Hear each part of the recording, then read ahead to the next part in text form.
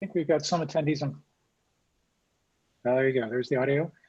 So yeah, let's get started. We've probably got some people straggling in from lunch or grabbing lunch and then joining us, so that'll all be fine.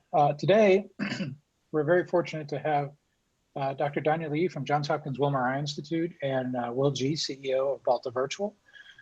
We've seen in the course of this conference, folks using VR for things like pain management, stress reduction, spinal surgery, as well as basically helping people sort of be in new environments and learn new things.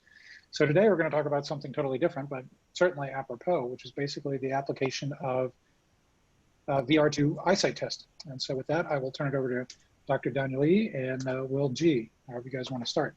Sure. Yeah, I'll jump in quickly.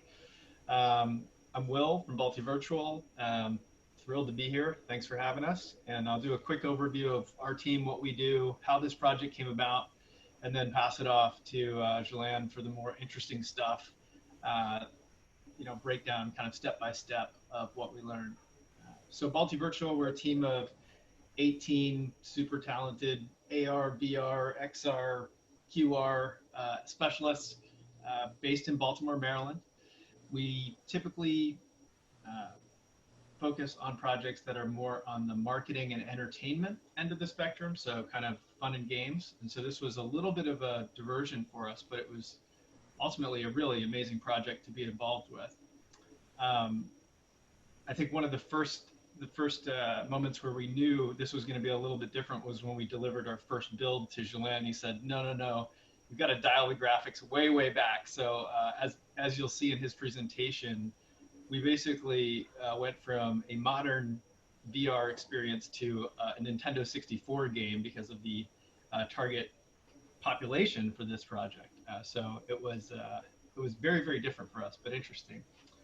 And again, our collaboration started a little over 4 years ago when we lugged a desktop computer up to Dr. Danya Lee's office and set up an Oculus DK2 and walked him through a basketball game that we had built for Under Armour, and he had the vision to sort of see how this same technology could be used in his field. So without further ado, I'll pass it off and have him walk us through it. Okay, great. Well, thank you, Will. So my name is Danya Lee. I am originally from the Netherlands. I came to Johns Hopkins in 1986 for a 2-year postdoctoral fellowship, which turned into a 34-year plus stint. Still there, working in the Wilmer Eye Institute, a low vision research group, and really interested in what ways we have to quantify vision in people who have very little vision. And so let me share a screen and start my presentation. Here we go. Oh, wait a minute. Did I do that right? Hold on 1 second. Let me try that again. I need to make sure that you have my audio, otherwise you'll miss the more important stuff. So here we go, and now let me start the slideshow.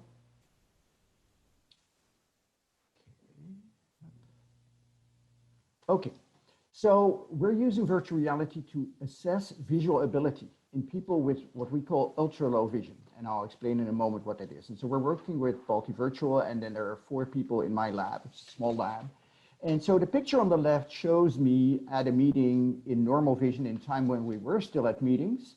This is how a person with normal vision would have seen me. This is how a person with low vision would have seen me. So it's more blurry and washed out.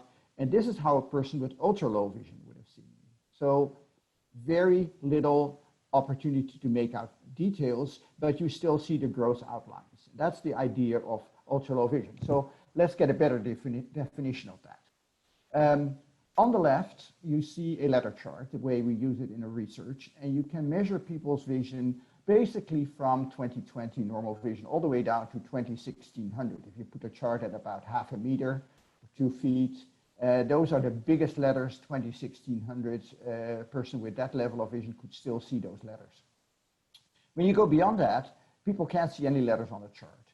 So that's what we call ultra low vision. So basically, you can say it's vision that's off the chart. And it can be caused by different things. So you can have progressive vision loss, like the blue line that you see here. People lose more and more of their vision due to retinal degeneration or some other eye disease. Or it can be congenital. People have never had good vision, so they're born with this very poor level of vision, for instance, because their retinas were detached. Or their vision can be partially restored after they've been completely blind. And that's the red line here on the right, where you give people either a gene therapy or a retinal implant or some kind of treatment, and now they can see a little bit again. But it's not much, and they really can't function the way a normal person functions. Here's a description that a patient who had late-stage retinitis pigmentosa gave me. When I could see a little, I made sure my door frames were painted a contrasting color to the walls. With enough light, this still helped guide me if I looked up and used one of my crescents of light perception. Now I use lamps strategically placed as a guide at night or in dark areas of my home. I use rugs to feel my way around ottomans or coffee tables. And so this quote really teaches you some really important lessons about what it is to have that level of vision. In ultra-low vision, blindness skills and remaining vision are complementary. They complement each other. And the self-reported skills that people have in the activities that they perform, sometimes under observation or what they tell us about, are really just as important as any vision test that we can do in the lab in the clinic, because we really have to understand how they still use that little bit of vision that they have. So how can we measure ultra-low vision? Well, there actually are some charts, not like letter charts, but more crude than that, that can be measured to get an estimate of their vision in the clinic. And there are self-report questionnaires that we use. But what we're talking about today are calibrated measures, performance measures of activities of daily living.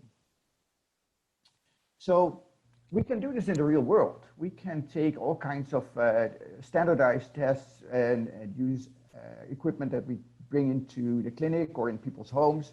But there are some problems related to that. First of all, it's hard to administer outside of a controlled lab setting. So you can set it up in the lab, but now if you want to go into a clinic, then you have a lot of stuff to carry around. If you want to do it somewhere else, it may be even harder. The hard thing is that you have to control lighting, you have to have enough space, there's lots of equipment to schlep around, and it gets really hard if you want to reproduce the same exact tests at other centers, let alone if you want to do it internationally, because now all of a sudden the measurements are in meters instead of inches and kilos instead of pounds and also all those kinds of things. So it just gets harder that way. But in virtual reality, you can do all these things. And so that's where Balti Virtual came in. And we were extremely happy that we found out about them. They were right down the street. And so we started working on this. So we have now developed these Wilmer VR tests, and we're covering 3 functional domains. The first one is visual information gathering. So that's just looking around, what can I make out, judgments made by a stationary observer. The second one are visual motor interactions, hand-eye coordination. Can I pick up something? Can I move it around? Can I accomplish a task using my vision to guide my hands? And the third one is visually guided mobility or wayfinding. And that is walking around using the little vision that I have. So let's talk about visual information gathering first. We created 19 activities. And each of these activities is like a multiple choice activity. So an object can be in 3 different places and you have to say where it is. We can create these in a very wide difficulty range. So the easiest one would be, can you tell whether the room light is on or off? And the hardest one would be, can you locate a white pill on a counter? And if the counter is almost white, then that would be extremely hard. So there's a whole range of difficulty. And that's good because some people can barely see light and other people can almost see the letters on the chart. So there's a range of ability. And each of these 19 activities comes in 3 difficulty levels, which we can create by varying either the light level or the contrast, or if it's a moving object, the speed or the duration when it's visible. So here's a simple example. Is this man wearing a tie? And so there are 2 choices, either wearing a tie or not wearing a tie. And the observer has to say, the subject has to say whether he does. Now it's easy here because the tie is black on a white shirt, but we can make it harder by making the tie blue or gold. Here's a second example. On the table in front of you, there's a white tube of cream. Please look around and tell me whether it's on the left side, in the middle, or on the right side of the table. And So the subject looks around and hopefully can see that the tube is on the left. And we can make this harder by varying the contrast. So the walls can be dark gray in the table, or they can be medium gray or light gray. And that's what's shown here. So this would be the hardest version of that particular scene. On the screen in front of you is a video of a Formula One race. Please look at the scene. Tell me whether the cars are moving to the left, to the right, or not moving at all. And hopefully the subject will tell you, okay, this is a scene where I can see the cars moving to the right. And we change the difficulty by changing the speed. Finally, here's a test where the subject has to look for a soccer ball wearing the virtual reality headset. And we can see on the screen here that the soccer ball is moving around and he's following it and pointing with his finger. You wouldn't necessarily have to point. Okay, here's the medium contrast ball. You can still see it. And now the ball is going to be very low contrast. You can see it on the computer screen moving from left to right, but he cannot see it because his vision just doesn't allow him to do that. So that gives you an idea of visual information gathering tests. Now let's talk about visual motor tasks. Again, the same subject here sitting at a virtual desk, and in front of him on the desk are some objects. And he has to pick up one of the objects. So the first one is pick up the wallet. And he can see his hand, so that's lead motion shows his virtual hand as he is doing this. Now he has to find the cell phone, pick it up, okay, no problem. And finally he has to pick up the scissors. And it's a little harder, they're a little harder to grasp, so he has to try a few times. But clearly he can see where they are and he can pick them up. Here's another visual motor task. On the table in front of you, there's a glove. It can be a left or a right-handed glove, and it can be in different orientations. Put your correct hand on the glove so it fits. So here's the glove. It's a left-handed glove. You can see it's dark. He puts his hand on it and that completes the task. And this particular task we make harder by making the glove black or gray or beige. Finally, the mobility tasks, wayfinding. So the first one here is a crosswalk. You're standing on a curb at a crosswalk. You have to decide when it is safe to step into the crosswalk and then walk across, step to the curb at the other side, and turn around to come back. So here is what the subject sees inside the headset, and now they're actually walking. And there are actual curbs that they have to step down off and step onto. And we calibrate the location of those curbs at the beginning of the experiment. Okay, so he has completed the task and he's ready to walk back. But we were dealing, this was developed this past spring, and of course we were dealing with COVID-19. We couldn't bring subjects into the lab. We couldn't even get into the lab ourselves. We were not allowed to. So we got a little creative. We built our curbs at home. We tested in the backyard. So there you see the two wooden platforms. Those are our curbs. And you see my assistant manager, Lindsay, standing on one of the platforms, and his wife is walking, trying to shoot a dog out of the way. Because when you're controlling the experiment over Zoom from 10 miles away, all you see is the crosswalk. You have no idea that there's actually a dog in the scene. And so there are some things that you can't exactly control. Real and virtual worlds can sometimes collide, or almost. So this is the exact same scene that you saw before, and what he was seeing inside the headset is at the bottom. So now, the next stage, there are other pedestrians that are crossing at the same time. And so, again, he has to make a crossing, and now he has to avoid the pedestrians. And of course, the dog that he didn't see. And he bumped into them. The third stage, there are going to be cars driving. So the car is waiting, he can cross, but if he waits too long, the car will start moving. So now he's walking across.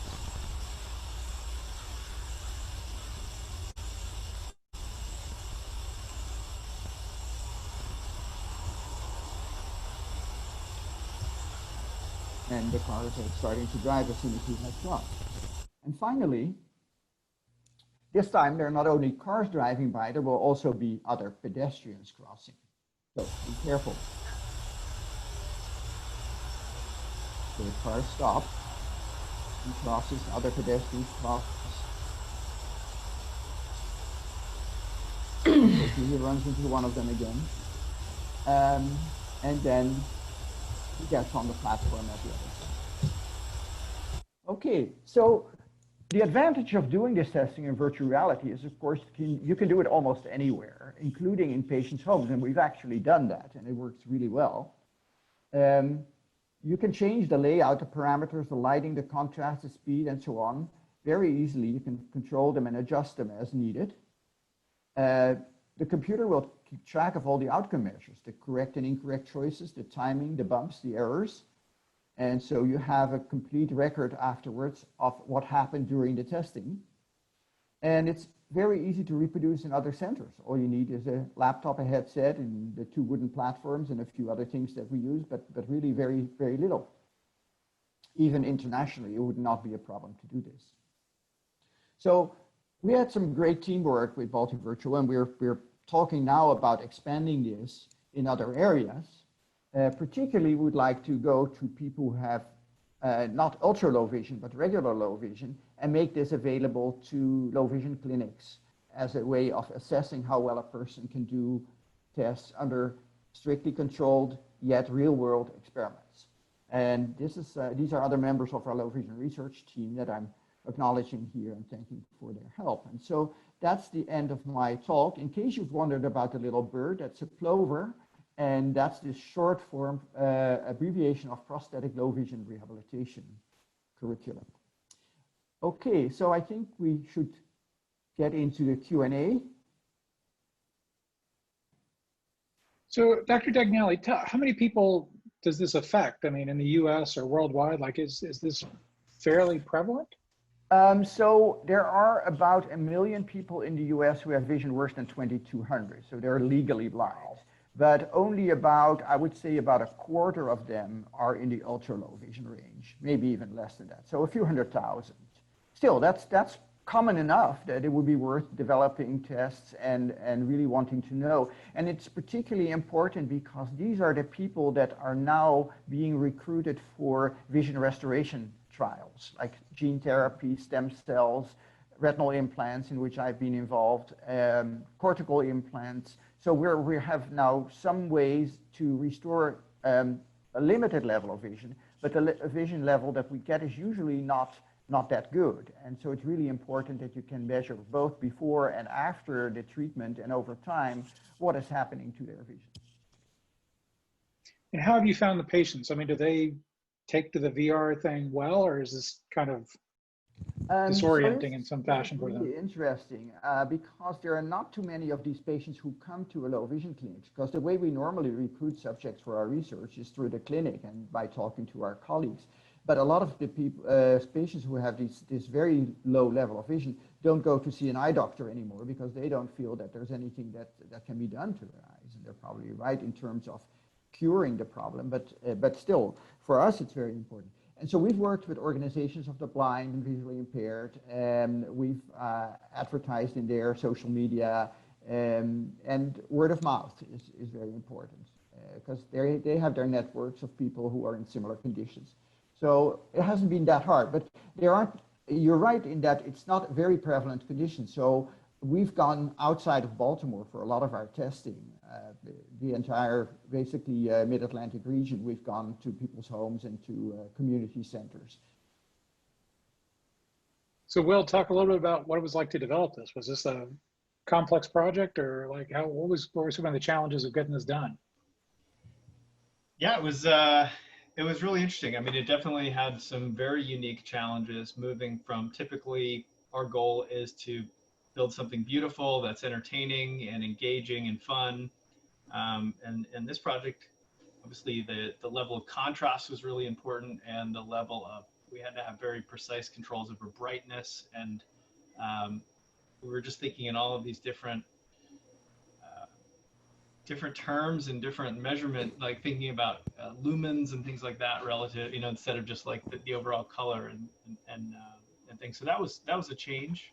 It was also just really interesting to learn how this is being done in the real world with physical objects, and then try to translate that into VR and see what we could do there. Dr. Daniele, when you do these tests without VR, I mean, is there like a creative, like, how do you do this? Are there people So yeah, that's an objects or? interesting story. A colleague of mine, Dr. Dwayne Gershot, he's a mobility and low vision specialist, and he's done lots of research. And so he and I developed these real world tests. And so we had laundry bottles of different colors and towels and a big wall, backdrop wall and banks of LED lights and a whole bunch of other things. And he has a Mini Cooper. And his Mini Cooper was loaded to the gills with all that stuff. And he drove out to patients' homes and then unloaded all that stuff, put it up in their living rooms and started testing. And of course, when you're testing in the living room, you really can't control the light very well. I mean, you can close the curtains, but that's as dark as you can make it. And so we realized pretty soon that there were just some limitations to doing this in the real world, apart from just having to slap all the stuff around, that really made the virtual reality the logical way to go. Plus, you know, testing someone's ability to make pancakes safely when they're legally blind, you know, could be an interesting challenge. Exactly, yeah. and cross the street safely. Right, So that's the safety issue is definitely an important one. Yeah. Is it hard to calibrate the system, or is it fairly each person like distance is the same inside the virtual world, or?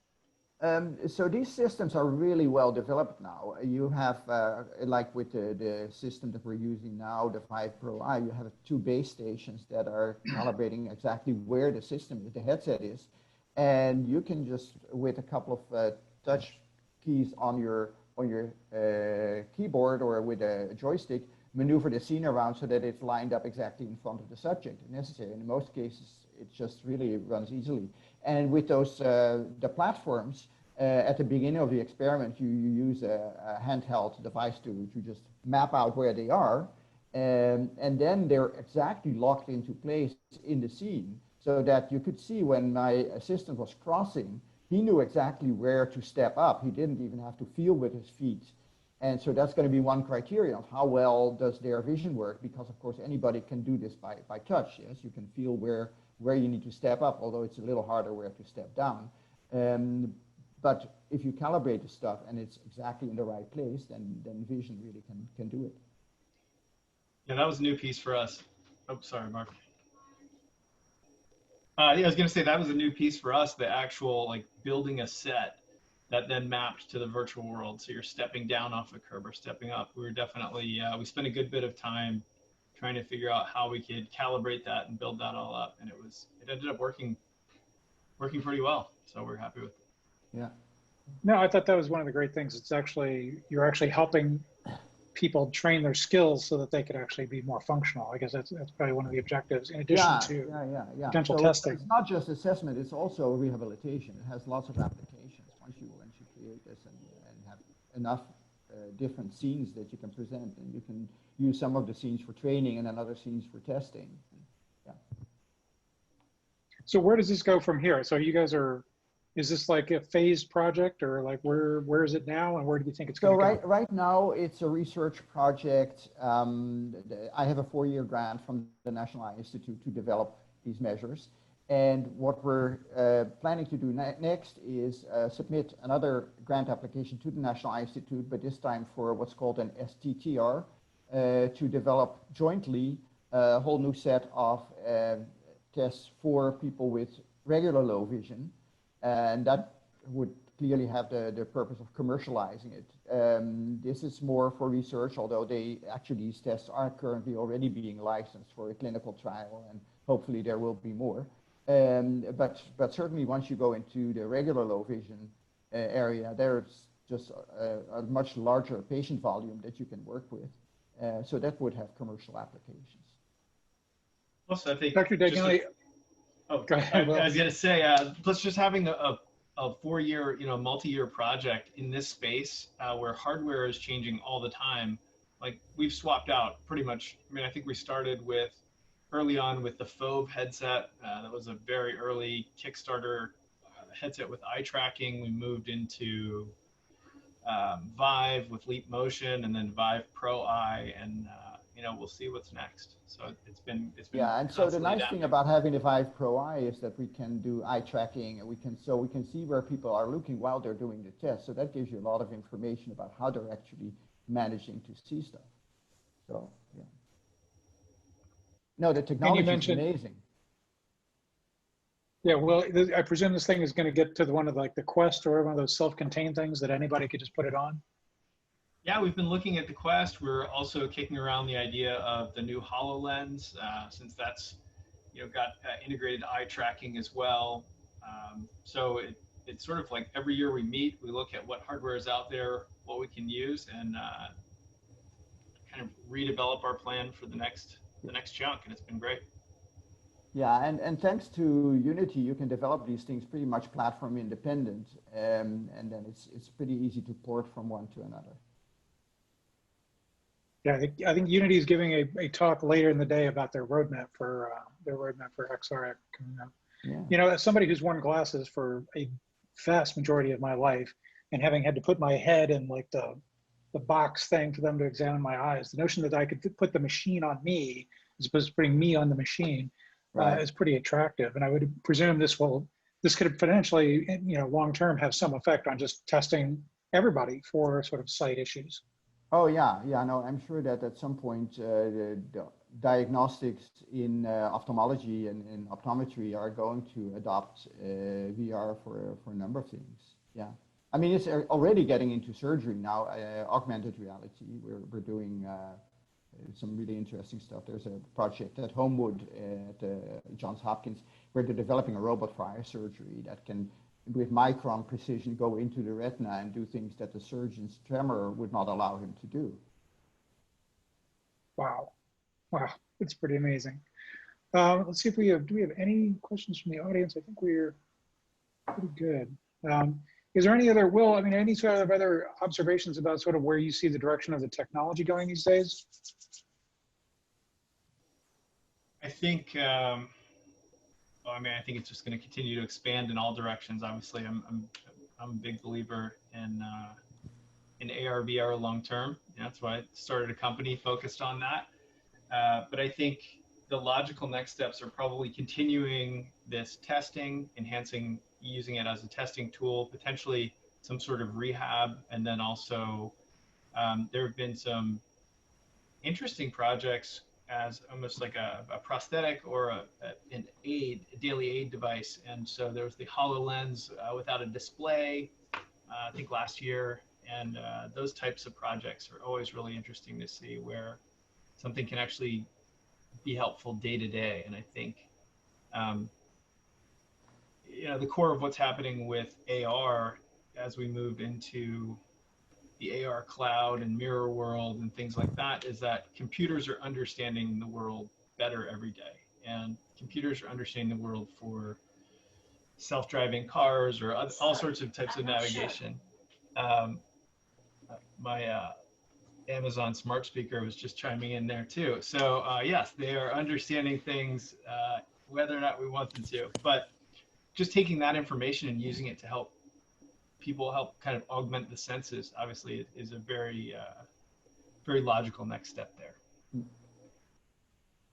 Yeah, and I would think as the glasses get smaller. Go ahead, Dr. Dagnelli. Yeah, so we're actually at an interesting point right now where we're going to work with two other rehab centers, one in Chicago and one in upstate New York, and they're going to be using these tests. So we're very curious to see how it works in other people's hands. I mean, we've developed it. We know exactly the ins and outs of it, but now we're going to throw it into the real world and see how well they manage with it. And they're very enthusiastic about the whole idea and think that they'll have a lot of potential applications and a good population of people that it would work for. So that's are these mostly older people, or is it all age groups? It's really all age groups. People who lose their vision to age-related diseases like glaucoma and macular degeneration tend to lose a lot of vision, but many of them don't go as far down as ultra-low vision. So most of the people that we get are either people who had very poor vision from childhood, so they can be young or old, and then people who have these retinal degenerations like retinitis pigmentosa, which typically start also in young or early middle age. So they're not necessarily all old, but yes, I would say majority is probably going to be over 50, but not all of them. Great. Well, any final comments, and then we'll let you guys go. Thanks for the opportunity. Really glad to be here and tell a little bit about our work. Hope to get some questions back later on, and if people are interested, we can certainly send them a copy of the video or something like that. Yeah, and this presentation is being recorded for anybody who's on and like to come back. And we can share your email addresses and stuff with folks if they reach out. So that'd be great. Very good. I appreciate your time. Thanks so much for taking your time, Dr. Daniel Lee from Seattle and Will from Baltimore. Thanks for taking the time to be with us, and we'll see you later. Thanks. Take care. Bye.